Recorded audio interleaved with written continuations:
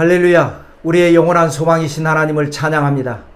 5번째 챕터 남왕국 유다, 8번째 임금 요아스, 그 요아스의 첫 번째이자 마지막 이야기인 050801 요아스 왕의 개혁과 변질에 대한 이야기 시작하겠습니다. 첫째로 왕이 되는 과정을 정리해 보겠습니다. 요아스가 왕위에 오를 때의 나이가 7세라 예루살렘에서 40년 동안 다스리니라. 요아스에 대해서 간략하게 정리하면 아버지 아하시아는 북왕국의 예후 장군에 의해서 피살당했습니다. 왕위는 할머니인 아달랴에게 넘어갔고 아달랴는 권력을 찬탈하기 위해서 손자들을 다 죽였습니다. 요아스는 이 사건이 일어날 무렵에 태어났기 때문에 죽지 않고 살아남았고 고모 여호사브앗에 의해 6년 동안 양육을 받았고, 그리고 7살이 됐을 때 고모부 여호야다에 의해서 할머니를 몰아내고 왕위를 차지하게 됐습니다.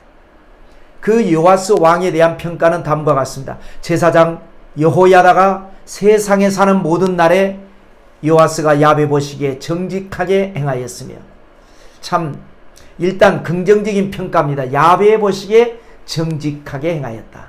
그런데 단서가 붙었죠. 여호야다가 세상에 사는 날에. 그러면 여호야다가 죽은 후는 어떻게 됐을까요? 이제 우리가 공부해 봐야 되겠습니다. 둘째로 위대한 개혁입니다. 요아스 왕이 일으킨 개혁의 내용은 2가지입니다. 먼저는 성전 회복입니다. 성전은 과거 아버지 아하시아, 할아버지 여호람, 할머니 아달랴의 사주를 받아서 파괴된 상태였습니다. 이는 그 악한 여인 아달랴의 아들들이 하나님의 전을 파괴하고 또 야훼의 전의 모든 성물들을 바알들을 위하여 사용하였음이었더라. 기가 막힐 일입니다. 하나님의 전을 파괴하고 성물을 바알 제사를 위하여 사용했던 그 비극을 극복하고 7살 어린 나이에 즉위한 요아스 왕이지만, 그러나 그는 40년 동안 개혁군주로서 최선을 다하게 됩니다. 그러나 여호사밧 번영의 시대 이후 약 15년 동안 타락과 무능과 불법의 시대를 살면서 경제가 어려워졌던 것 같습니다. 성전 수리가 생각처럼 쉽게 되지 않았습니다. 고민에 빠진 요아스 왕은 과거 모세가 정한 성전세를 부과했습니다. 유다와 예루살렘에 공포하여 하나님의 종 모세가 광야에서 이스라엘에게 정한 세를 야훼께 드리라 하였더니 모든 방백들과 백성들이 기뻐하여 마치기까지 돈을 가져다가 궤에 던지니라. 모세에 정한 세를 부과했다. 그랬더니 백성들이 기쁨으로 납부했다. 모세가 정한 세를 살펴볼까요? 출애굽기입니다. 각 사람은 자기의 생명의 속전을 야훼께 드릴지니 이는 그들을 계수할 때에 그들 중에 질병이 없게 하려 함이라. 애굽에서 죽음의 사자를 유월하게 하신 하나님, 430년 종살이했던 땅에서 출애굽하게 하신 하나님, 그 하나님을 위해 모세는 모든 백성들에게 매년 반세겔씩 납부하라고 율법을 정한 것이었습니다.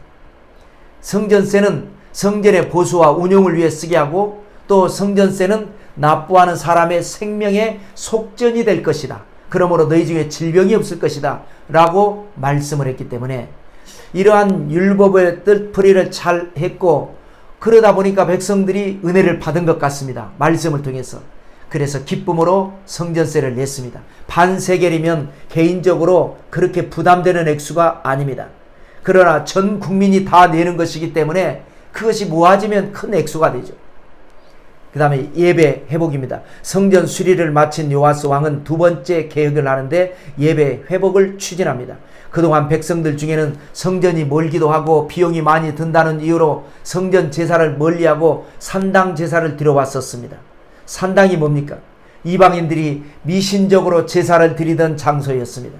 물론 이스라엘 백성들은 야훼 하나님께 예배를 드렸지만 장소가 산당이다 보니까 영적으로 혼란합니다. 미혹을 받습니다. 거룩하신 하나님을 음란한 방법으로 섬기는 것과 같습니다.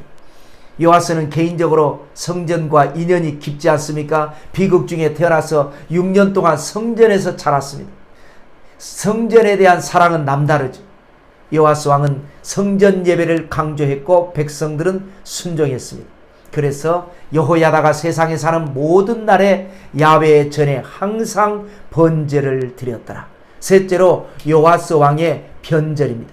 문제는 여호야다의 죽음입니다. 제사장이자 고모부인 여호야다 덕분에 요아스는 죽음을 피해 살아날 수 있었고 왕이 될 수 있었으며 개혁도 성공적으로 수행할 수 있었습니다.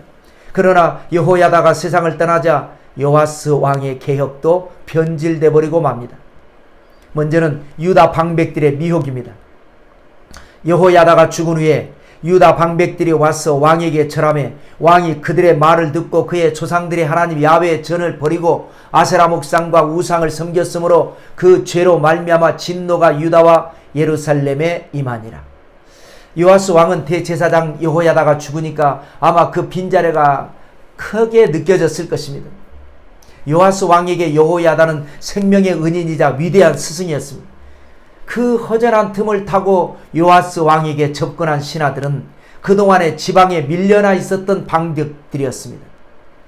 그런데 왕은 여호야다를 대신할 충신이라고 착각을 하고 그들을 중용을 하고 그들이 자꾸 왕의 귀에 안 좋은 말을 합니다. 그들은 영적으로 사악한 사람들이었습니다. 시간이 지나면서 요아스도 자신도 모르게 우상 숭배에 빠지고 말았습니다. 그러자 선지자가 책망합니다. 요아스 왕이 간신들의 말을 듣고 영적으로 타락을 하니까 왕이 타락하면 백성들도 타락하죠. 그러자 충신들과 선지자들이 왕에게 증언을 했습니다. 왕이 듣지를 않습니다. 그때 여호야다의 아들 스가랴에게 하나님의 영이 임했습니다. 그는 백성들을 향해서 회개를 촉구하는 메시지를 선포합니다. 이에 하나님의 영이 제사장 여호야다의 아들 스가랴를 감동시키심에 그가 백성 앞에 높이 서서 그들에게 이르되 하나님이 이같이 말씀하시기를 너희가 어찌하여 야훼의 명령을 거역하여 스스로 형통하지 못하게 하느냐 하셨나니 너희가 야훼를 버렸으므로 야훼께서도 너희를 버리셨느니라. 무서운 예언입니다. 자, 요아스 왕이 배은망덕해버립니다. 선지자가 전하는 하나님의 말씀을 듣기 싫어했던 간신들은 왕에게 참소를 해서 선지자를 죽이도록 충동질을 합니다. 무리가 함께 꾀하고 왕의 명령을 따라 그를 야훼 전뜰 안에서 돌로 쳐 죽였더라.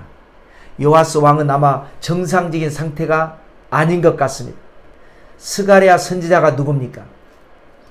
왕의 생명의 은인인 여호야다의 아들입니다. 그러므로 자기와는 고종 사천 형제 관계입니다. 무엇보다 스가랴는 하나님의 영이 임하신 선지자였습니다. 그런 선지자를 죽였으니 하나님이 얼마나 슬퍼하셨으며 고모와 고모부 또한 얼마나, 물론 이 세상 사람은 아니지만 얼마나 참담하겠습니까? 스가랴 선지자는 죽으면서 다음과 같이 기도하죠. 그가 죽을 때 이르되 야훼는 감찰하시고 신원하여 주옵소서 하니라. 넷째는 하나님의 징벌입니다. 스가랴의 기도 때문이었을까요? 1년 만에 요아스 왕은 무서운 징벌을 당하게 됩니다. 그것은 바로 전쟁입니다. 1주년 말에 아람 군대가 요아스를 치려고 올라와서 유다와 예루살렘에 이르러 백성 중에서 모든 방백들을 다 죽이고 노략한 물건을 다메섹 왕에게로 보내니라. 아람 군대가 들어옵니다. 모든 방백들 다 무너졌습니다. 닥치는 대로 약탈해서 그 약탈한 보물들을 다메섹에, 그러니까 아람 왕에게로 보냈습니다. 스가랴가 생전에 선포했던 예언이 그대로 이루어진 것입니다. 너희가 야훼를 버렸으므로 야훼께서도 너희를 버리셨느냐. 자, 그러면 요아스 왕은 어떻게 됐습니까? 요아스가 크게 부상함에 적군이 그를 버리고 간 후에 그의 신하들이 제사장 여호야다의 아들들의 피로 말미암아 반역하여 그를 그의 침상에서 쳐 죽인지라. 태어나자마자 할머니 손에 죽을 뻔했던 운명, 그러나 하나님의 은혜로 구사일생으로 고모의 도움을 받고 살아났고 고모부 여호야다의 도움으로 7살에 왕이 돼서 40년을 훌륭한 정치를 했지만 그 여호야다가 죽으면서 간신들의 말을 듣고 타락해서 자기 형제, 사촌 형제 하나님의 종 스가랴를 죽이고 결국 자신도 비참하게 죽고만 비운의 개혁군주 요아스 왕의 이야기였습니다. 자, 요아스 다음에는 이제 아마샤가 왕이 됩니다. 아마샤 이야기는 또 어떤 이야기가 있을까요? 여러분 기도해 주시기를 바랍니다. 할렐루야.